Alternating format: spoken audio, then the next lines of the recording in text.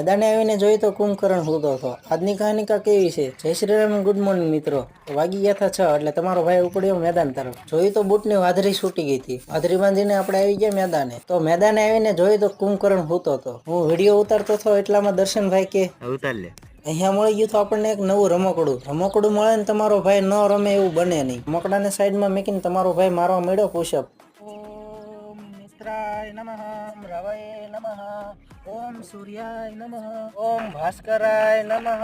સૂર્ય નમસ્કાર કરીને આવી ગયો તમારો ભાઈ ઘરે. જોઈ તો જોરદાર પરસેવો વળી ગયો તો. એટલે નાઈને તમારો ભાઈ થઈ ગયો એકદમ રેડી. આવી ગયા તા નળ એટલે આપણે મૂકી દીધો ટાંકો ભરવા. હાથે જઈને જોઈ તો હજી ટાંકો ખાલી છે એટલે આપણે નીકળી ગયા મંદિર બાજુ. તો ફાઇનલી તમારો ભાઈ મંદિરે આવીને કરી લીધા મહાદેવના દર્શન. મહાદેવના દર્શન કરીને હું ફટાફટ નીકળી ગયો ઘરે. ઘરે આવીને જોઈ તો ટાંકામાં પાણી આવતું બંધ થઈ ગયું. પછી ભૂંગળી ખોલીને જોઈ તો નળ વહી ગયા હતા. વિડીયોને કરી દેજો લાઈક અને હવે મળીશું નેક્સ્ટ વ્લોગમાં. ત્યાં લગીને જય